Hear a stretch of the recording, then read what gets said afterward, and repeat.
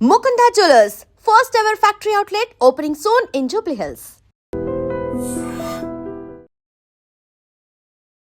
శ్రీశైలేశదయాపాత్రం ధీభక్త్యాదిగుణార్ణవం యతీంద్రప్రవణం వందే రమ్యజామాతరం మునిం లక్ష్మీనాథసమారంభాం నాథయామునమధ్యమాం అస్మదాచార్యపర్యంతాం వందే గురుపరంపరాం యో నిత్యమచ్యుతపదాంబుజయుగ్మరుక్మా వ్యామోహతస్తదితరాణి తృణాయ మేనే అస్మద్గురోర్భగవతోస్య దయేకసింధోః రామానుజస్య చరణౌ శరణం ప్రపద్యే. మాతాపితా యువతయస్థనయా విభూతిః సర్వం యదేవ నియమేన మదన్వయానాం ఆద్యస్య న కులపతిర్వహుళాభిరామం శ్రీమత్తదంఘ్రియుగళం ప్రణమామి మూర్ధ్నా. భూతం సరశ్చ మహదాహ్వయభట్టనాథ శ్రీభక్తిసారకులశేఖరయోగివాహాన్ భక్తాంఘ్రిరేణుపరకాలయతీంద్రమిశ్రాన్ శ్రీమత్పరాంకుశమునిం ప్రణతోస్మి నిత్యం. ఓం భగవన్నారాయణాభిమతానురూపస్వరూపరూపగుణవిభవైశ్వర్యశీలాద్యనవధికాతిశయ అసంఖ్యేయ కళ్యాణగుణగణాం పద్మవనాలయాం భగవతీం శ్రియందేవీం నిత్యానపాయినీం నిరవద్యాం దేవదేవ దివ్యమహిషీం అఖిలజగన్మాతరం అస్మన్మాతరం అశరణ్యశరణ్యాం అనన్యశరణః శరణమహం ప్రపద్యే. కర్కటే పూర్వఫల్గుణ్యాం తులసీకాననోద్భవాం పాండ్యే విశ్వంబరాం గోదాం వందే శ్రీరంగనాయకీ. నీళాతుంగస్థనగిరితటీ సుప్తముద్భోజ్య కృష్ణం పారార్థ్యం స్వం శృతిశతశిరసిద్ధమధ్యాపయంతి సోచ్ఛిష్టాయాం స్రజినిగళితం యాఫలాత్కృత్య భుంక్తే గోదా తస్యై నమ ఇదమిదం భూయ ఏవాస్తు భూయః. అన్నవయల్ పుదువై ఆండాళరంగర్కు పన్ను తిర్పావై పల్పదియం ఇన్నిషయాల్ பாடிக் கொடுத்தார் நல்பாமாலை பூமாலை சுடிக் கொடுத்தாடே சொல் சூடிக் கொடுத்த சுடற்கொடிய தொல்பாவை பாடி அருளவல்லவல்வலாய் நாடினி வேங்கடவர்க்கு என்ற விதியின் நிம்மாற்றம் நாங்களவா வண்ணமே நலுகு. ఓం అస్మద్గురుభ్యో నమః. శ్రీమతే రామానుజాయ నమః. శ్రీకృష్ణపరబ్రహ్మణే నమః. ఓం శ్రీ గోదారంగనాథాభ్యాం నమః. జై శ్రీమన్నారాయణ. జై శ్రీకృష్ణ. జై జై శ్రీకృష్ణ. ప్రియ భగవద్భక్త బంధువులారా, ఈరోజు ధనుర్మాస వ్రతంలో అమ్మ గోదాదేవి మనకు ఆచరించి ఉపదేశించినటువంటి ధనుర్మాస వ్రతంలో 4వ పాసురాన్ని చెప్పుకుందాం. ఒకసారి పాసురాన్ని అనుసంధానం చేసుకొని విశేషాలోకి వెళ్దాం. ఆజిమனை కన్నా ఒన్ను నీ కైకరవేల్ ఆజిల్ పుక్కు ముకుందు కొడార్తేరి ఊజన్ రోంబోల్ మే కరత్తు பாழி எந்தோருடை பற்பனாபன் கையில் ஆழிபோல் மின்னி வலம்பரி போல் நின்னதருந்து தாஷாதேசாங்க முதைத்த சரமஷை போல் வாழுவழிகள் பெய்திடாய் நாங்களும் மார்கரி நீராட மகிழ்ந்தேல் ஒரெம்பாவாய். தாஷாதேசாங்க முதைத்த சரமஷை போல் வாழுவழிகள் பெய்திடாய் நாங்களும் మార్గరి నీరాడ మహిళిందేలు ఒరెంబావాయ్. ఇది పాసురం. ఏం చెప్తుంది ఈ పాసురంలో అమ్మవారు గోదాదేవి అంటే తమ వ్రతము స్నానవ్రతము అని చెప్పింది. మార్గశీర్ష స్నానవ్రతము. మరి స్నానానికి ఏం కావాలి? స్నానం చేయాలంటే నీరు కావాలి. వీళ్ళు చేసేటువంటి ఈ గొప్ప వ్రతానికి కేవలం మామూలు నీరు సరిపోదు. ఏ కుంటల్లోనో బావుల్లోనో చెరువుల్లోనో ఉన్న నీళ్లు వద్దు, సముద్రంలో ఉప్పగా ఉండే నీరు అసలే వద్దు. మాకు ఎలాంటి వర్షం కావాలి? అద్భుతమైనటువంటి వర్షం కావాలి అని ఆ వరుణదేవుణ్ణి ప్రార్థిస్తుంది గోదాదేవి. ఓ పర్జన్యదేవా అంటే వర్షానికి మేఘానికి అధిదేవుడైనటువంటి పర్జన్యుడు అంటే వరుణదేవుడు. ఈ వరుణదేవుణ్ణి సంబోధిస్తూ ఈ పాసురం చెప్తుంది అమ్మవారు. ఏమని? ఆజిమనై కన్నా ఒన్నుని కైకరవేల్ అని చెప్పి పాసురాన్ని మొదలు పెడుతుంది. అంటే గంభీరమైనటువంటి స్వభావము కలిగినటువంటి పర్జన్యదేవా అంటే ఆకాశం చాలా గంభీరంగా ఉంటుంది. గాంభీర్యం అంటే ఏమిటి? లోపల ఉన్నది ఏదో మనకు కనబడకుండా ఉండేది. మేఘాలు కనిపిస్తాయి, అందులో నీరు కనబడుతుందా? కనిపించదు. అది గాంభీర్యత. శ్రీరామచంద్రుని కూడా గంభీరుడు అంటారు. మేఘంతో పోలుస్తారు. ఎందుకు? శ్రీరాముల్లో ఎలాంటి భావం ఉన్నా కూడా పైకి చిరునవ్వులు చిందిస్తూ ఉంటాడు, లోపలి భావం ఎవరికీ తెలియకుండా. ఒక సముద్రం లాంటిది, సముద్రం లాంటి గాంభీర్యము అంటారు. అంటే సముద్రం మనకు ఏదో అలలతో అలా కనిపిస్తుందే, కానీ ఆ సముద్రంలోకి వెళ్తే ఎన్నో ఉంటాయి. అందులో జంతువులు ఉంటాయి, విష జంతువులు ఉంటాయి, నీటిలో ఉండేటువంటివి. చేపలే కాకుండా పెద్ద పెద్ద తిమింగలాలు ఉంటాయి, పర్వతాలు ఉంటాయి, మునిగినటువంటి నగరాలు ఉంటాయి, రత్నరాశులు ఉంటాయి. రత్నగర్భుడు అంటారు సముద్రాన్ని. ముత్యాలు ఇవన్నీ ఉంటాయి మనకి. కానీ ఇవన్నీ ఉన్నా కూడా ఏమీ లేనట్టుగా కేవలం అలలతో అట్లా విహరిస్తున్నట్టుగా కనిపిస్తుంది సముద్రం. అందుకే సముద్రం లాంటి గాంభీర్యము అంటారన్నమాట. అలాగే అంతటి గాంభీర్యం కలిగిన ఓ పర్జన్యదేవా, ఓ వరుణదేవా, నువ్వు ఎలాంటి సంకోచం లేకుండా మాకి వర్షాన్ని ఇవ్వాలి. సంకోచం అంటే ఏంటి? గొప్ప దాత అని ఎవరినంటారండి? తను ఇవ్వడం మొదలు పెడితే అవతలవాడు చాలు అనేంతవరకు ఇవ్వాలి. ఏదో ఇచ్చానని కాదు. సరే, మన శక్తి కొద్దీ మనం ఇస్తాం, అదే వేరే విషయం. కానీ ధర్మాత్ముడు ఇస్తే, బలిచక్రవర్తి ఇస్తే దానం ఎలా ఇచ్చేవాడట? మళ్ళీ ఆ పుచ్చుకున్నవాడు ఇంకోటి దగ్గరికి వెళ్ళి అడగకూడదు. ఇంకా వాడి జీవితానికి సరిపోయేంత ఇచ్చేవాడు. కానీ ధర్మరాజు అలా కాదు. ఏదో ఇచ్చానంటే ఇచ్చాను అనేవాడు.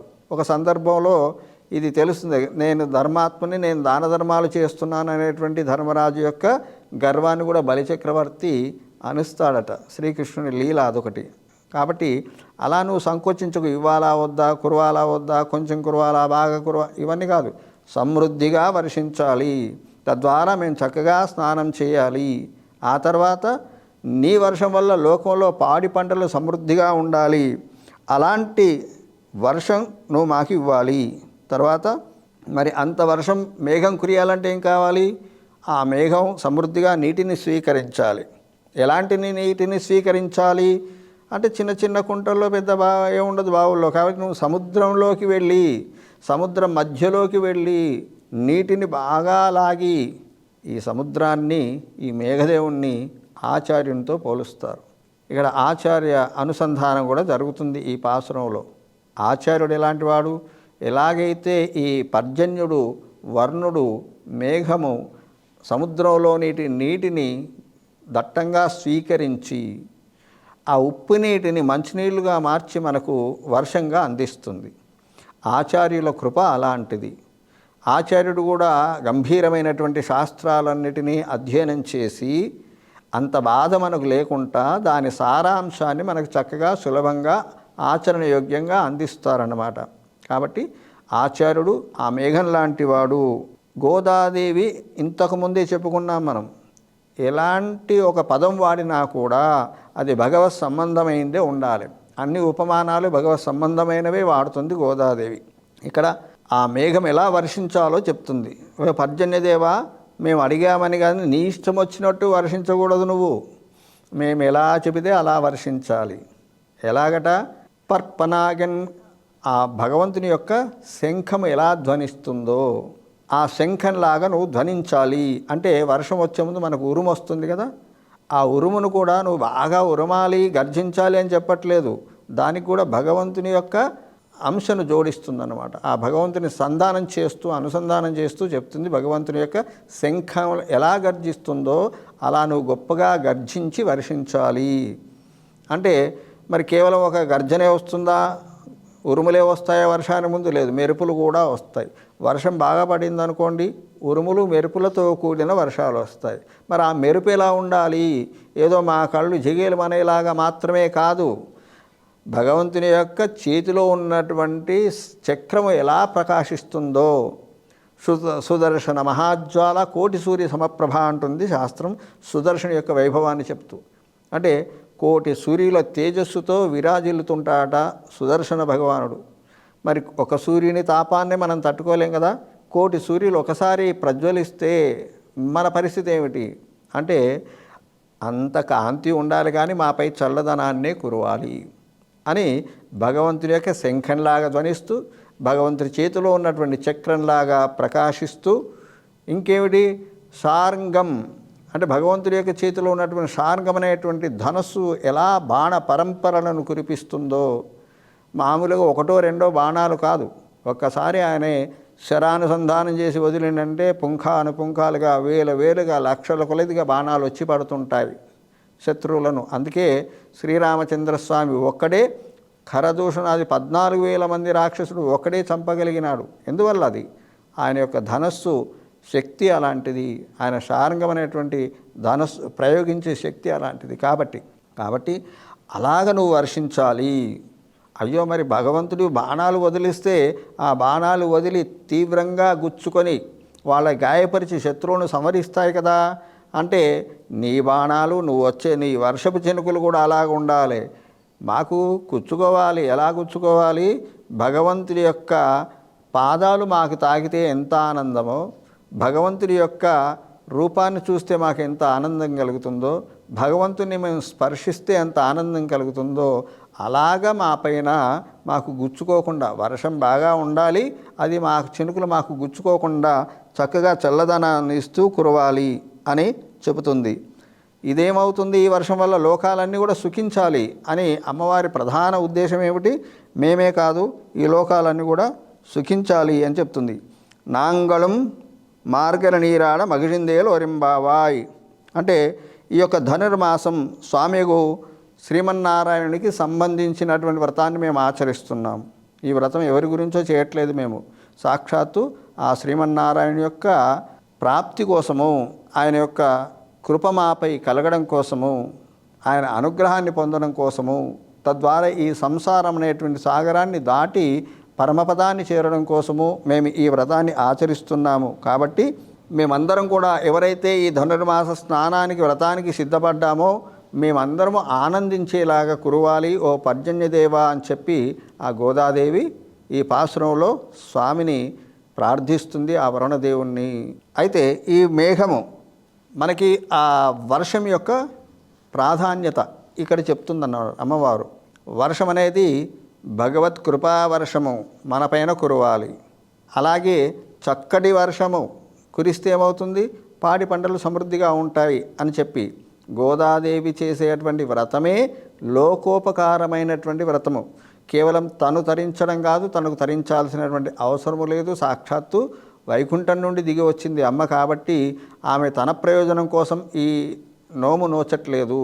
ఇదొక వంక. తను భగవంతుణ్ణి వివాహమాడాలి అనేది ఒక వంక మాత్రమే. దానికి స్నానవ్రతము అని పేరు పెట్టడం కూడా, అంటే ఏదైనా వ్రతం చేస్తే దానికి ఒక పేరు ఉండాలి కదండి.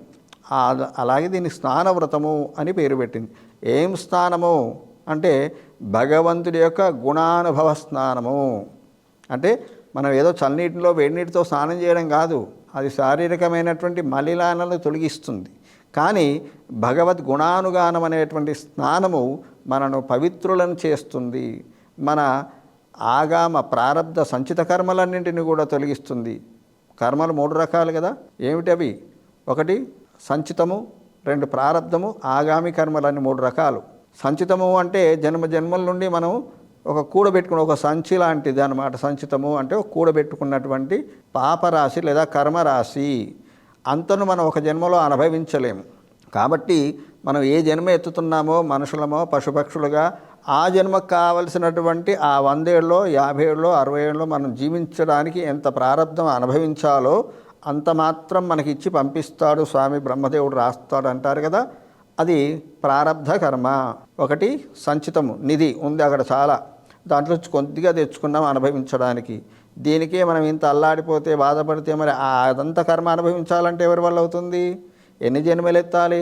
1000 జన్మలు, లక్షల జన్మలు, కోట్ల జన్మలు ఎత్తాల్సి వస్తుంది. ఇంత అవసరమా మనకి? ఈ జన్మ లభించింది, ఈ జన్మలోనే భగవంతుని చక్కగా ఆశ్రయిస్తే ఇంకా అన్ని జన్మలెత్తి అనుభవించాల్సిన కర్మలన్నీ పోతాయి కదా. ప్రారబ్ధం ఏదో కొద్దిగా అనుభవిస్తాము, కొద్దిగా స్వామి కరుణిస్తాడు, అది అయిపోతుంది. మరి ఆగామి అంటే రాబోయేటువంటి పాపాలు. ఇప్పుడు మనం చేస్తున్నాం, ప్రొద్దున లేస్తే నిద్రపోయే వరకు ఎన్ని పాపాలు చేస్తున్నామో మనకి తెలియదు. కాబట్టి ఈ పాపాలన్నీ వచ్చే జన్మలకు మళ్ళీ గత జన్మలో చేసుకునే అక్కడే ఉన్నాయి సంచితంగా. ఇప్పుడు ఏదో కొద్దిగా అనుభవిస్తున్నాం, ఈ కొద్దిగా అనుభవించేటప్పుడు ఇంకెన్ని జన్మలకు సరిపడ పాపాలు మనం చేసుకుంటున్నాం. ఇది ఈ 3 రకాలైనటువంటి కర్మలను కూడా తొలగించేలాగా 3 వర్షాలు భగవంతుడి యొక్క కృపావర్షం అలా కురిస్తే, స్వామి నీ అనుగ్రహం వల్ల మా త్రివిధమైనటువంటి తాపాలే కాదు, ఈ యొక్క త్రివిధములైనటువంటి కర్మలు కూడా, ప్రారంధాలు కూడా తొలగిపోతాయి స్వామి అని అంతర్గర్భంగా గోదాదేవి మన కోసం భగవంతుని ప్రార్థిస్తుంది. అలా స్వామిని ప్రార్థిస్తే చాలు, మిగతాదంతా ఆయనే చూసుకుంటాడు. యోమామేవ స్మరన్ నిత్యం తామహం సంస్మరామి చ తామహం. ఎంత భగవంతుడి యొక్క లీల ఎలాంటిది చూడండి. ఆయన్ని మనం స్మరిస్తే చాలు, ఆయన కూడా మనల్ని స్మరిస్తాడట. ఎలా సాధ్యమవుతుంది? ఇన్ని కోట్ల జనాల్లో, ఇన్ని కోట్ల జీవరాశుల్లో, ఇన్ని లోకాల్లో ఏదో చిన్న ఒక అణుమాత్రం పరమాణువుగా ఉన్న మనను ఆయన ఎట్లా స్మరిస్తాడు? ఇదే మన అవివేకమైన ప్రశ్న. అంతర్యామిగా ఉన్నాడు కదా, మనలోనే ఉన్నాడు కదా, మనలోనే ఉన్నవాడికి మనం తెలియకుండా ఎలా ఉంటామండి? అందుకనే అదే ఈ జ్ఞానం కలిగినప్పుడు మనకు కలిగే ఆనందము, ధైర్యము చాలా గొప్ప. భగవంతుడు నా వద్దే ఉన్నాడు కదా అనేటువంటి ధైర్యం మనని ముందుకు నడిపిస్తుంది, మన చేత సత్కర్మలు చేయిస్తుంది, భగవంతుణ్ణి పొందింపచేస్తుంది. ఇది తెలపడమే ధనుర్మాసవ్రత వైభవము. ఓం అస్మద్గురుభ్యో నమః. జై శ్రీమన్నారాయణ. ఓం శ్రీ గోదారంగనాథాభ్యాం నమః. And for more videos, Please subscribe to iDream. Please subscribe to iDream. Please subscribe iDream. And please subscribe to iDream. For more videos, subscribe to iDream. please like, share and subscribe to the channel. Congratulations, iDream. Subscribe to iDream. Subscribe to iDream. So subscribe to iDream Media. iDream team అందరికి huge congratulations. Please subscribe iDream Media. Please subscribe to iDream. Subscribe iDream. Please subscribe to iDream. iDream అంటే నా కళల ఛానల్ను subscribe చేసుకున్న నోరు తిరుగుతలేదు, మీరైతే గంట గుర్తు కొట్టండి. For more such videos, please subscribe to iDream.